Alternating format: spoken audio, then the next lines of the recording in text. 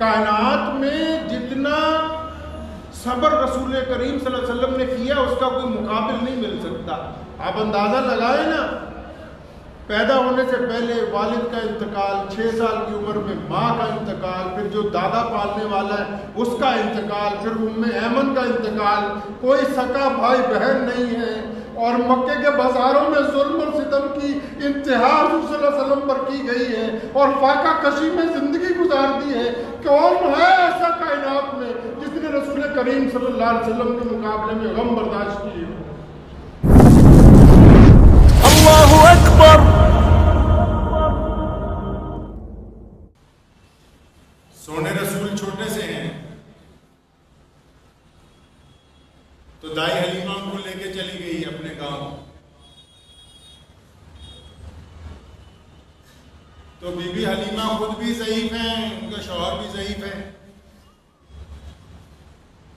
ان کی ایک بیٹی ہے، اس کا نام ہے شیمہ. اب شیمہ جو ہے وہ روزانہ بکریوں کو چرانے کے لیے لے کے جاتی. تو جب رسول کریم صلی اللہ علیہ وسلم بھی اس گھر میں پہنچ گئے تو بعض مرتبہ وہ لے گئی بنا بتائے. تو ایک دن جانے لگی تو ماں کہہ رہی بیٹا جاؤ بکریاں چرا لاؤ. تو کہنے لگی نہیں اماں، اگر آپ میرے بھائی محمد کو میرے ساتھ بھیجیں گی تو میں جاؤں گی. حلیمہ سعدیہ فرماتی ہیں قبیلہ بنو سعد کا واقعہ ہے. یہ طائف سے 300 کلومیٹر آگے وہ جگہ ہے. اللہ کریم نے مجھ پہ بڑا احسان فرمایا، میں اس جگہ اس گاؤں میں اور اس مقام کو دیکھ کے آیا جہاں حضور اکرم صلی اللہ علیہ وسلم اپنی بہن کے ساتھ جہاں یہ واقعہ پیش آیا. تو شیمہ فرمانے لگی اپنی ماں سے، حضرت حلیمہ سے، کہ آپ اگر بھائی کو میرے ساتھ بھیجیں گی تب میں بکریاں چرانے جاؤں گی، اگر بھائی کو نہیں بھیجتے میں نہیں جاتی. پھر اب حضرت حلیمہ فرماتی کہ بیٹا یہ جو بھائی ہیں آپ کے یہ تو بہت چھوٹے سے ہیں، ابھی دودھ پیتے بچے ہیں، ان کو تو سنبھالنا پڑتا ہے، گود میں اٹھانا پڑتا ہے، یہ تمہاری کیا مدد کر سکتے ہیں، ان کے لیے کیوں اتنی ضد کر رہی ہو؟ فرمانے لگی اماں آپ کو نہیں پتا، جب میں اپنے بھائی محمد کے ساتھ اسے گود میں لے کے جاتی ہوں نا تو میری بکریاں جو ہیں وہ ادھر ادھر نہیں بھاگتی، میرے ساتھ ساتھ رہتی ہیں، اور جہاں جہاں ہم جاتے ہیں تو بادل کا ایک سایہ ہمارے سر پر موجود رہتا ہے. اور کہنے لگی اماں یہ میری جتنی بکریاں ہیں نا جب بھائی میرے ساتھ ہوتے ہیں تو پھٹافٹ چر کے آ کے جس جگہ میں اپنے بھائی کو لے کے درخت کی چھاؤں میں بیٹھتی ہوں تو اماں جی میری بکریاں بھی سامنے آ کے بیٹھ جاتی ہیں اور میں بھی سونے محمد کا چہرہ تکتی رہتی ہوں، میری بکریاں بھی محمد رسول اللہ کا چہرہ تکتی ہیں.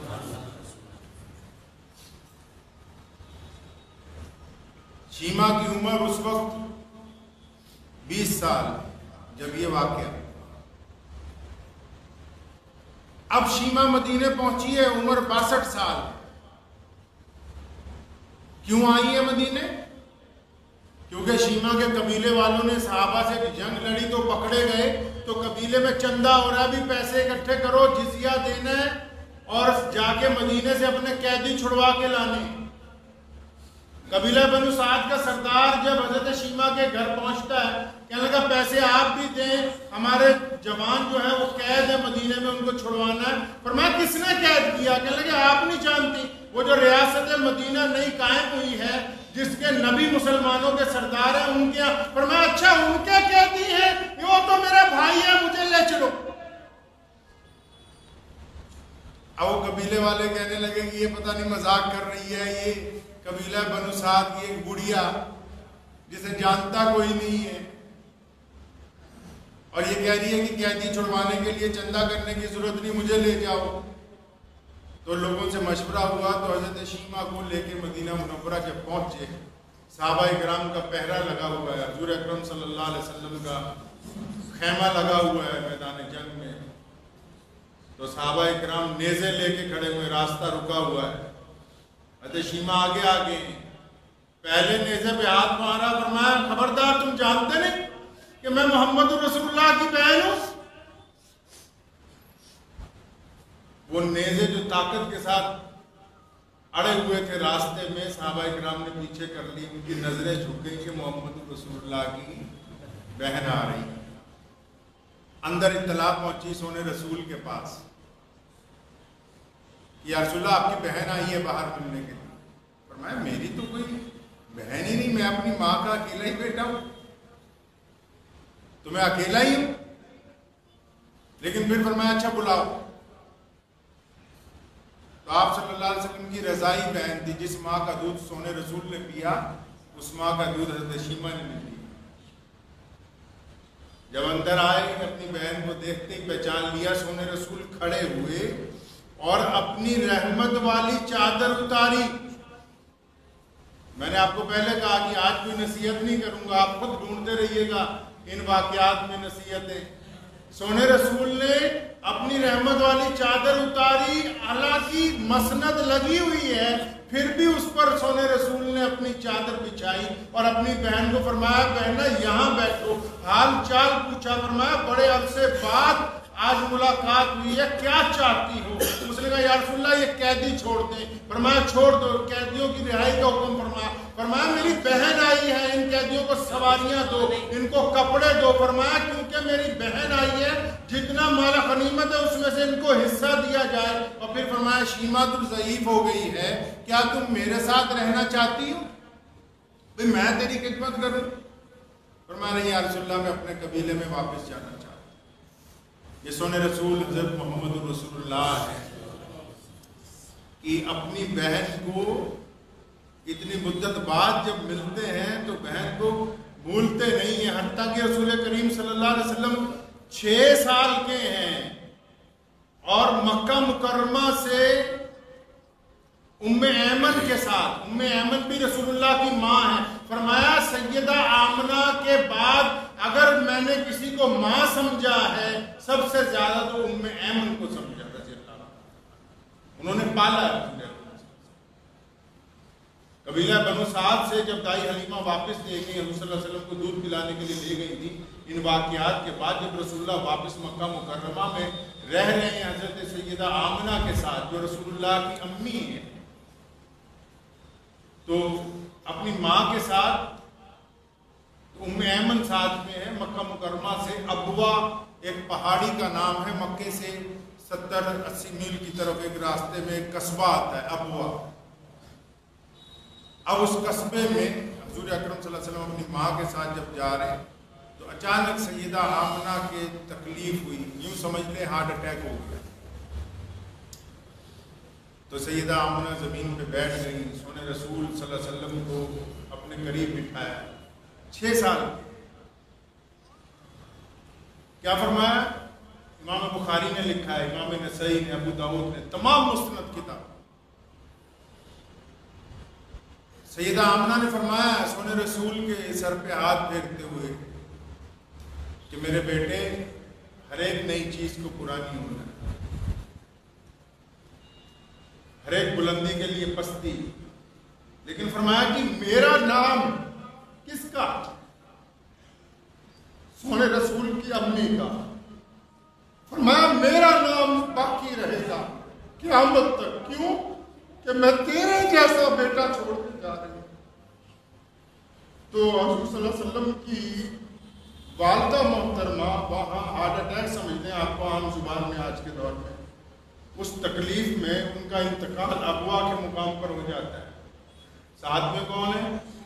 سونے رسول 6 سال کے، امی آمنہ ہے، ان کا انتقال ہو گیا، اور ام ایمن بستی سے کسی کو بلا کے لائی، لوگوں کو قبر کھودی گئی، سیدہ آمنہ کو وہاں تدفین ہوئی. اور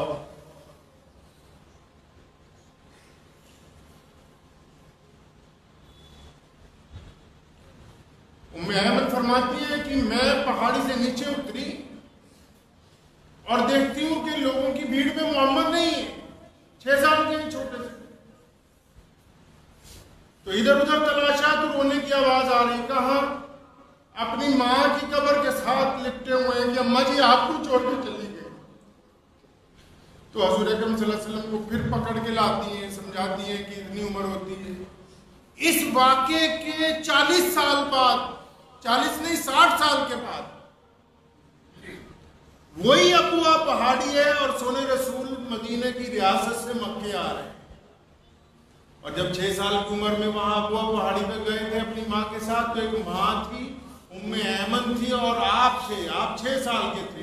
اب جب ابوا کے قریب سے گزر رہے ہیں تو ابو بکر ساتھ میں ہے، عمر ساتھ میں ہے، حضرت عثمان ساتھ ہیں، علی مرتضیٰ ساتھ ہیں، بلال حبشی ساتھ میں، عبداللہ ابن زبیر ساتھ میں، ابو عبیدہ بن جراح ساتھ میں ہے، نعمان بن حارثہ ساتھ میں، خالد ابن ولید ساتھ میں. 1,24,000 صحابہ اکرام کا مجمع ہے. سونے رسول کی سواری کے آگے بھی کئی میل تک لوگ چل رہے ہیں اور سونے رسول کی سواری کے پیچھے بھی کئی میل تک لوگ چل رہے ہیں. لیکن جب ابوا کا مقام آیا اور حج کرنے کے لیے جا رہے ہیں رسول اللہ، تو ابوا کا جب مقام آیا تو خود جس اونٹ پر بیٹھے ہوئے اپنے اونٹ کی مہار کو اپنی ماں کی قبر کی طرف موڑ لیا. عمر کتنی ہے سونے رسول کی؟ اب 62 سال ہو گئی. اور یہ انتقال ماں کا کب ہوا؟ 6 سال کی. اب اونٹ ادھر کو مڑ گیا تو سارے صحابہ رک گئے. اب سونے رسول اپنی ماں کی قبر کے پاس اترے اپنے اونٹ سے، اپنی ماں کی قبر کے پاس فاتحہ پڑھتے پڑھتے بیٹھ گئے. مفسرین نے لکھا ہے اس کے سونے رسول زمین پر بیٹھے اور یہ دونوں گھٹنے اٹھا کے اپنا سر رکھ لیا جیسے کوئی بندہ سر ٹیکتا ہے اپنی ماں کے سرانے، اور پھر جو رونے لگے ہیں فرمانے لگے اماں تو مجھے 6 سال کے کو چھوڑ کے چلی گئی، اب تو کائنات کا مولا ہے اور 63 سال کی عمر ہو گئی. ماں کی تکلیف نہیں گئی، تکلیف نہیں گئی ماں کی جدائی کی ابھی تک. صحابہ فرماتے ہیں کہ رسول کریم صلی اللہ علیہ وسلم اتنا روئے کہ داڑھی مبارک میں سے آنسو نیچے ٹپکنے لگے. تمام صحابہ حیران ہے کہ اللہ کے رسول کہاں رک گئے. لوگوں کو پتہ لگا اپنی ماں کے پاس رکے. سیدہ ابو بکر آگے بڑھتے ہیں، ہر مقام پر سونے رسول کا ساتھ دیا ہے اس انسان نے. تو رسول اللہ نے کیا فرمایا؟ حالانکہ آگے مکے میں لوگ انتظار کر رہے ہیں، مکہ رسول اللہ کی ریاست کا حصہ ہے، لیکن کیا فرمایا سونے رسول نے؟ فرمایا صحابہ کو بتا دو آج کی رات ہم یہیں رکیں گے اپنی ماں کے پاس. وہیں قیام فرمایا جنگل میں اپنی ماں کی قبر کے پاس حضور اکرم صلی اللہ تعالی علیہ وسلم. اور ایک وقت ایسا ہے کہ سونے رسول مکہ مکرمہ میں ہیں تو گھر میں بیٹھے ہوئے ہیں تو سیدہ فاطمہ چھوٹی سی ہیں، وہ روتی ہوئی آ رہی ہیں، خون نکل رہا ہے دانت میں سے. فرمایا بیٹا کیا بات ہے؟ کہنا ابا جی ابو جہل نے مارا، دھکا مار دیا مجھے. ابو جہل نے دھکا مار دیا. فوراً ہم سب کی ماں حضرت خدیجہ رضی اللہ تعالیٰ عنہ کو بھیجا. فرمایا یہ مکہ کے سردار علی بن سفیان کو کہہ کے آؤ نا کہ اگر دشمنیاں نکالنی ہیں، اگر ٹکرانا ہے تو ہمارے ساتھ ٹکرائے، بچوں کے ساتھ کیوں ظلم کرتے. وہ جب علی بن سفیان کے گھر گئیں تو جا کے شکایت لگائی ابو جہل کی، تو علی بن سفیان سیدہ فاطمہ کو لے کے گئے ابو جہل کے گھر، اس کو ڈانٹا جا. بہت سارے لوگوں کو شاید پتہ نہیں ہے اسلامی تاریخ میں جتنے بڑے سردار مکے کے جنہوں نے رسول اللہ صلی اللہ علیہ وسلم کے خلاف سازشیں کی، ان میں سے کوئی مسلمان نہیں ہوا سوائے حضرت علی بن سفیان کے جو مکہ مکرمہ کے سردار تھے. کیوں؟ کیونکہ اس وقت سیدہ فاطمہ الزہرا کی مدد کی جب ان کے اوپر ظلم کیا گیا مکہ میں. ابو جہل کو ڈانٹا، ان کے اس عمل کو اللہ کریم نے قبول فرمایا. اور جس دن حضور اکرم صلی اللہ علیہ وسلم مکے میں آتے ہیں، واپس فتح ہوتی، اگر ہمارے پاس کوئی چیز آ جائے نہیں تو ہم تو بڑے جوش جذبے سے ہوتے ہیں. امام بخاری نے لکھا ہے سونے رسول جس اونٹنی پر بیٹھے ہوئے تھے نا، اس اونٹنی پر آپ صلی اللہ علیہ وسلم اس انداز سے بیٹھے تھے، مکے میں لوگ فتح کے نعرے لگا رہے تھے کہ آج رسول اللہ کی دوبارہ سرکار بن گئی ہے یہاں پہ، اور سونے رسول کا سر اتنا جھک رہا تھا کہ پگڑی کی انی بار بار اونٹ کے کجاوے میں ٹکرا رہی تھی، لیکن ان کے پیچھے ایک بچہ بیٹھا ہوا ہے. کن کے؟ سونے رسول کے پیچھے اونٹنی پر ایک بچہ بیٹھا ہوا، زید بن حارثہ کا بیٹا. کون زید بن حارثہ؟ جو غلام ہے، ان کا بیٹا نعمان بن حارثہ. اب وہ لیکن بچہ ہے، کیونکہ 5-10 سال کی عمر ہے، تو خوشی سے اچھل رہا ہے بار بار کہ آج مکہ فتح کر لیں.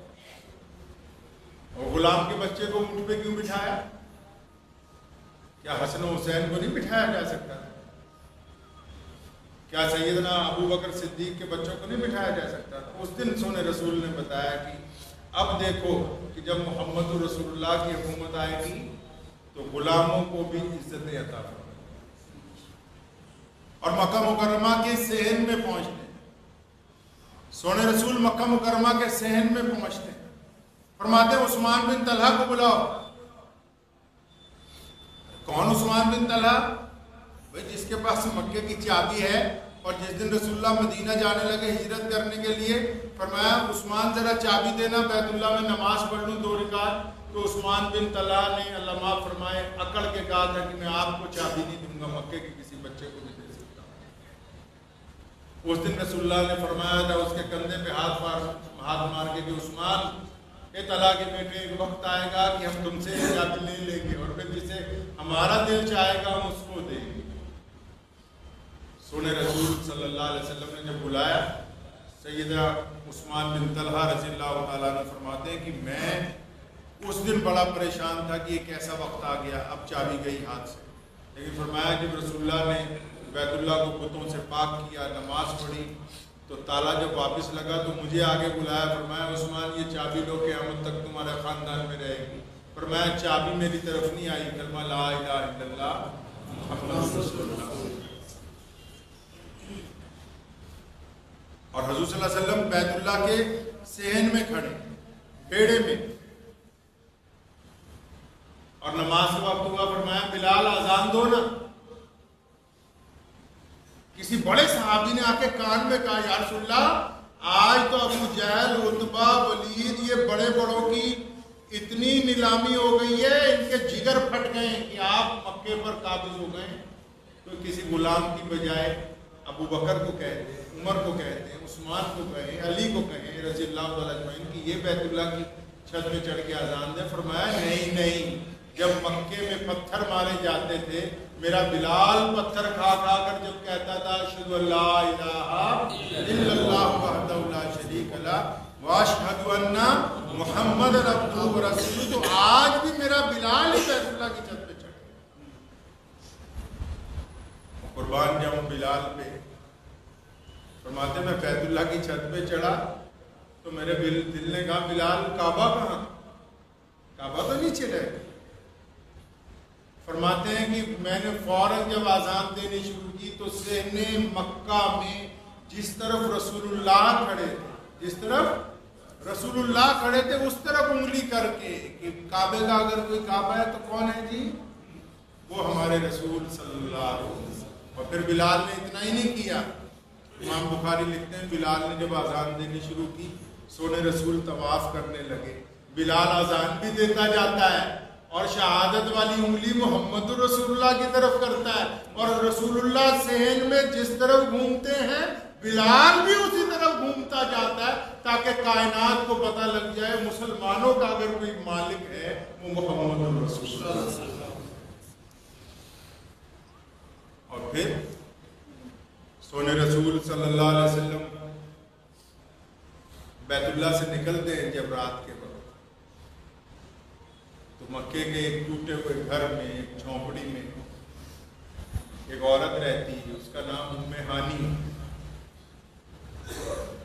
ام ہانی رسول اللہ کی بہن، سیدہ علی مرتضیٰ کی سکی بہن، محمد رسول اللہ کے چچا کی بیٹی.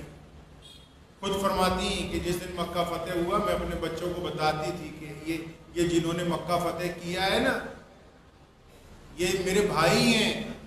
تو ایک بچے نے پوچھا اماں جی یہ آپ کے بھائی ہیں تو کیا ہمارے ماموں آج ہمارے گھر پہ آئیں گے؟ سونے رسول صلی اللہ علیہ وسلم کو لوگوں نے کہا یا رسول اللہ آئیے آپ کی دعوت ہے، آپ کے لیے کوٹھیاں تیار ہیں، بڑے بڑے محل موجود ہیں۔ اب ادھر ہانی اپنے بچوں کو جب بتا رہی فرماتی کہ میرے آنسو آ گئے، تو محمد صلی اللہ علیہ وسلم کو کہاں یاد ہوگا کہ ایک بہن بھی مکے میں رہتی ہے جو غریب ہے، مسکین ہے، جس کے شوہر نے اسے اس لیے چھوڑ دیا کہ مسلمان کیوں ہوئی۔ لیکن فرماتی کہ ابھی میں یہ بات ہی کر رہی تھی، دروازے پر کسی نے کنڈی کھٹکھٹائی اور میں نے غم کی شدت میں زور سے پوچھا کون ہے؟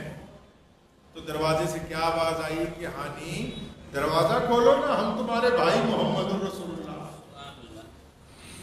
سونے رسول صلی اللہ علیہ وسلم اتنی مصروفیات کے درمیان رات کے پہلے پہر اپنی ماں کے اپنی بہن کے گھر پہنچتے، اور پھر جا کے کیا کہا ہے؟ فرمایا کچھ کھانے کے لیے ہے؟ ام ہانی فرماتی میں نے کہا یا رسول اللہ باسی روٹی اور سرکہ ہے۔ فرمایا لیا وہی کھائیں گے۔ آپ صلی اللہ علیہ وسلم نے باسی روٹی اور سرکہ کھایا تو پھر اپنی بہن کو سامنے بٹھا لیا۔ مدتوں بعد ملے۔ کائنات میں جتنا صبر رسول کریم صلی اللہ علیہ وسلم نے کیا اس کا کوئی مقابل نہیں مل سکتا۔ آپ اندازہ لگائیں نا، پیدا ہونے سے پہلے والد کا انتقال، 6 سال کی عمر میں ماں کا انتقال، پھر جو دادا پالنے والا ہے اس کا انتقال، پھر ام ایمن کا انتقال، کوئی سکا بھائی بہن نہیں ہے، اور مکے کے بازاروں میں ظلم اور ستم کی انتہا رسول صلی اللہ علیہ وسلم پر کی گئی ہے اور فاقہ کشی میں زندگی گزار دی ہے۔ کون ہے ایسا کائنات میں جس نے رسول کریم صلی اللہ علیہ وسلم کے مقابلے میں غم برداشت کیے؟ اور پھر سونے رسول نے اپنی بہن کو بٹھایا سامنے، بھانجے ساتھ میں بیٹھ گئے، تو پھر اس دن کوئی دین دنیا کی باتیں نہیں ہوئی۔ فرمانے لگے ام ہانی تم تو بڑی ہو ہم سے عمر میں، ہم چھوٹے تھے، ہمارے ابا کا انتقال ہو گیا، ہم پیدا نہیں ہوئے تھے، اور ابھی چھوٹے ہی تھے اماں چھوڑ کے چلی گئی۔ تم نے تو میرے والد سیدنا عبداللہ کو دیکھا ہے نا، تم نے میری ماں سیدہ آمنہ کو اچھی طرح دیکھا ہے نا، یا سامنے بیٹھو مجھے بتاؤ کہ میرے ابو کیسے تھے، میری امی کیسی تھی۔ ساری رات اپنے ماں باپ کا ذکر کرتے ہوئے گزارا۔ اور پھر مدینہ المنورہ میں نے آپ کو پہلے کہا کہ آج کوئی نصیحت نہیں کروں گا، صرف حضور صلی اللہ علیہ وسلم کی باتیں آپ کو بتاؤں۔ مدینہ منورہ میں سونے رسول باہر نکلے تو سیدنا ابو بکر پھر رہے رات کے وقت قریب، عمر بھی پھر رہے ساتھ میں، خود بھی پہنچ گئے۔ فرمایا یا رسول اللہ آپ رات کے وقت کیوں نکلے؟ فرمایا جس بات نے تمہیں گھروں سے نکال دیا ہے اس نے مجھے بھی نکال لائی ہے وہ بات۔ وہ کون سی بات ہے کہ مدینے میں قحط پڑا ہوا ہے، کھانے کے لیے دانہ کوئی نہیں، پیٹ سے پتھر بندھے ہوئے، تو ادھر حضرت علی رضی اللہ تعالیٰ کے گھر پہ وہ مزدوری کر کے آئے۔ علی مزدوری کر کے آئے تو تھوڑا سا جو ملا ہے، چکی پیسی گئی، چند روٹیاں بنی، سیدنا حسن حسین کو ایک ایک دے دی گئی، ایک حضرت علی کو دی، اور سیدہ فاطمہ فرماتی کہ میں نے اپنی روٹی میں سے آدھی توڑ کے ایک کپڑے میں لپیٹ کے علی رضی اللہ تعالیٰ کو فرمائی کہ جائیے نا میرے ابا کو دے آئے، مجھے پتا ہے کہ میرا باپ 4 روز سے بھوکا ہے۔ حضور اکرم صلی اللہ علیہ وسلم نے ابھی مسجد نبی صلی اللہ علیہ وسلم سے باہر نکلتے ایک کملی عورت آواز مار دیتی یا رسول اللہ ہماری بات تو سنیں۔ حضور صلی اللہ علیہ وسلم اس کی باتیں سننے کھڑے ہو جاتے، دھوپ بہت تیز ہے، تو مسجد نبوی کی جو دیوار ہے اس میں تھوڑی سی چھاؤں ہے، تو سونے رسول اس عورت کو اس چھاؤں میں کھڑا کرتے، خود دھوپ میں کھڑا ہوتے اور اس کی باتیں سنتے رہتے، وہ سنائی جا رہی ہے سنتے، اور صحابہ سارے پیچھے کھڑے پریشان ہو رہے ہیں کہ یہ رسول اللہ کو نہیں پتا کہ یہ عورت دماغ سے چلی ہوئی ہے، اس کی باتوں کی توجہ نہیں دینا چاہیے۔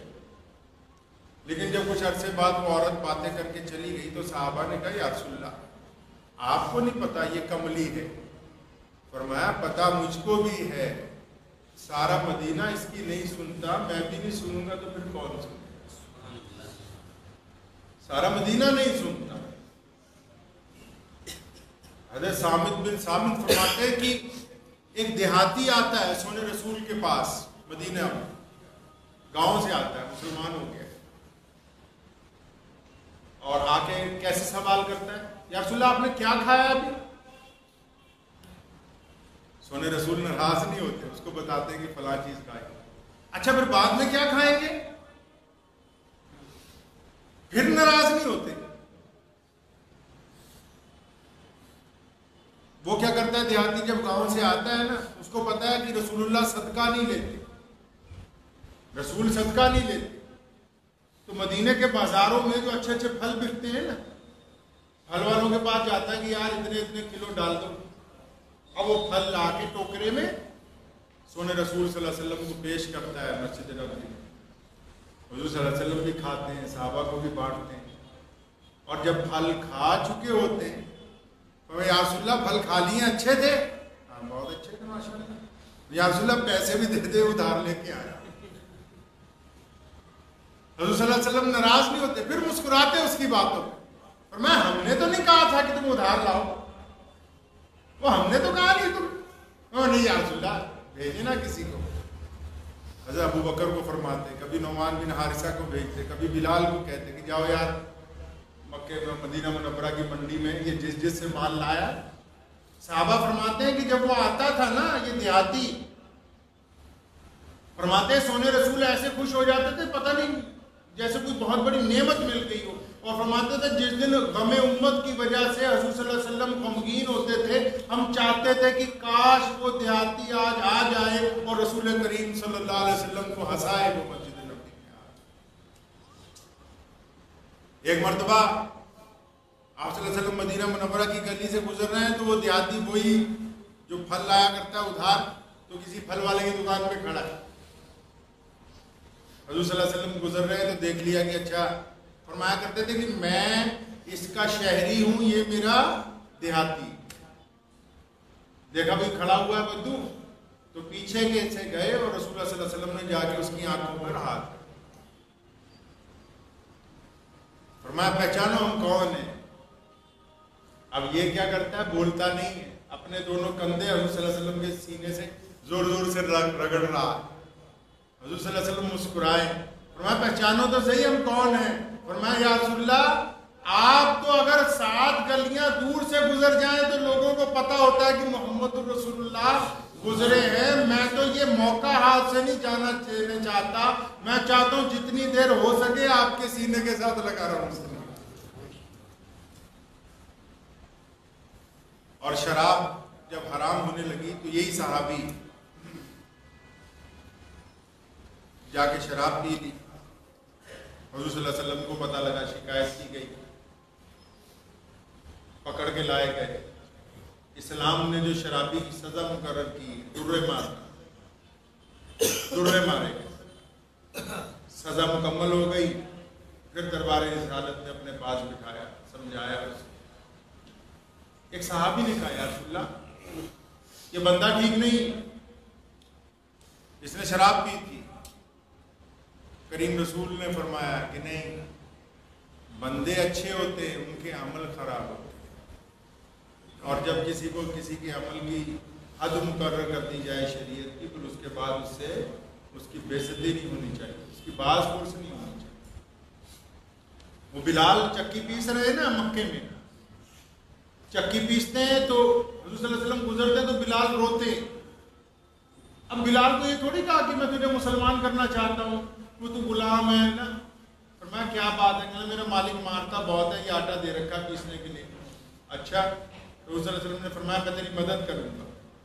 اتنا فرما کے نکل گئے تو سیدنا بلال خود فرماتے اللہ مجھے معاف فرمائے، میرے دل میں آیا کہ بہت سارے لوگ سارا دن اس سڑک سے گزرتے ہیں جو مجھے پریشان دیکھتے ہیں، لوگ دلاسا دیتے ہیں، ساتھ کوئی نہیں دیتا، لیکن فرماتے میرا بھلے کا اس وقت نکل گیا۔ رسول کریم واپس آئے، دودھ گرم گرم ساتھ میں ہے، کھجورے ہیں، فرمایا تم یہ گرم دودھ پیو، کھجورے کھاؤ، میں تمہاری جگہ چکی چلا۔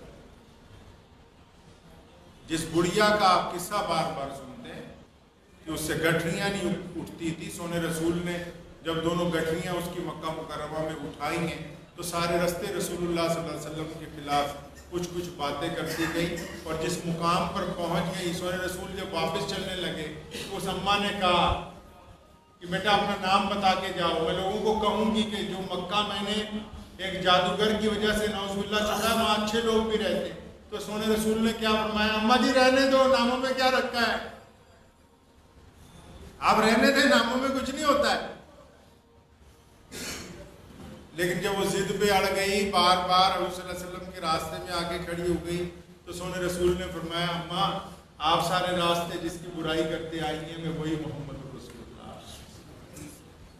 वक्त भी हो गया है, लेकिन आखिरी वाक़या आपको तारीखी ये सुनाता है। जब उनके हातिम ताई की बेटी को जिस दिन पकड़ के उन्होंने लड़ाई लड़ी थी मुसलमानों के साथ, हातिम ताई बहुत बड़ा सखी था, उन्होंने मुसलमानों से लड़ाई लड़ी तो उसकी बेटी शहजादी गिरफ्तार हो गई। जब मदीने में सोने रसूल सल्लल्लाहु अलैहि वसल्लम के दरबार में पेश होना था तो हातिम की बेटी कहती कि मैं रास्ते में सोच के आई थी कि नौजुबिल्लाह मुसलमानों के बादशाह को, जो मुसलमानों के नबी बने हुए, ऐसे सवाल करूंगी कि जवाब नहीं आए। लेकिन फरमाती जब मैं मस्जिद नबी में अंदर दाखिल हुई, मेरे हाथ बंधे हुए थे, सोने रसूल ने दूर से देखा ना तो अपने करीब जो सहाबी बैठे हुए थे, गालिबन सैयदना शर्जील बिन हसना रज़ियल्लाहु ताला अन्हु की रिवायत, फरमाया कि अपनी चादर उतारी, फरमाया ये फटाफट जाओ भाग के, ये बेटी का सर नंगा है। किसका? हातिम ताई की बेटी का।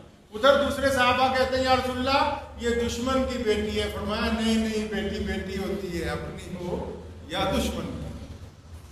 फरमाती है कि जब रहमत वाली चादर मेरे सर पर डाली गई और सोने रसूल ने फरमाया ना तू हातिम की बेटी है, तेरा बाप सखी था, हम तेरे बाप का एहतराम करते हैं, तुम्हें आज़ाद किया जा रहा है, तुम्हारे कबीले को आज़ाद किया जा रहा है। तो जब वापस पहुंची अपने घर तो सैयदना अदी बिन हातिम रज़ियल्लाहु ताला अन्हु, अदी बिन हातिम उनके भाई, वो जंग के दिन चले गए थे कहीं और भाग के, फरमाने लगी अदी वो जिनसे तुम डर के भागते फिर रहे हो ना, वो जमीनों के बादशाह नहीं है, वो दिलों के बादशाह है।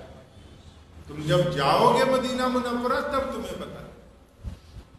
तो कोई आज का दिन जुमे का इस इरादे के साथ आप हज़रात से ये गुफ्तगू की है, कोई बात नसीहत की बात नहीं थी कि आपको मैं कहता फलां काम करें या फलां काम ना करें। रसूलुल्लाह सल्लल्लाहु अलैहि वसल्लम की ज़िंदगी के चंद वाक़यात इसलिए आप हज़रात को सुनाएं कि इनकी रोशनी में हम ये कोशिश करें कि हम अपने रसूल सल्लल्लाहु अलैहि वसल्लम की पैरवी करने वाले बन जाएं। करेंगे जी इंशाअल्लाह। बस ये याद रखें, जो आम मुसलमान हैं उनको मैं कहता हूँ इस झगड़े में ना पड़े कि 12 रबीउल अव्वल कैसे मनानी, इस फिक्र में लग जाएं कि हम किस मुकाम पर खड़े। कल क़यामत के दिन हौज़ कौसर के ऊपर सोने रसूल सल्लल्लाहु अलैहि वसल्लम मौजूद होंगे, बनफ्से नफीस रसूलुल्लाह मौजूद होंगे, और उस वक्त हमें अल्लाह को तो जवाब देना ही देना है अगर रसूलुल्लाह ने कोई सवाल कर दिया। तो ये सोचकर अपनी ज़िंदगी को, इस महीने को अपनी ज़िंदगी के अंदर गुजारें कि हमने हुज़ूर अकरम सल्लल्लाहु अलैहि वसल्लम की तालीमात पे अमल करना इंशाअल्लाह। करेंगे जी इंशाअल्लाह। दुआ कीजिए अल्लाह ताला मुझे भी और आप सबको भी इन बातों में अमल की तौफीक अता फरमाए। मुझे उम्मीद है कि आपको ये वीडियो पसंद आई होगी। अगर पसंद आई हो तो ये आप अपने दोस्तों के साथ शेयर करें और इस चैनल को सब्सक्राइब ज़रूर करें।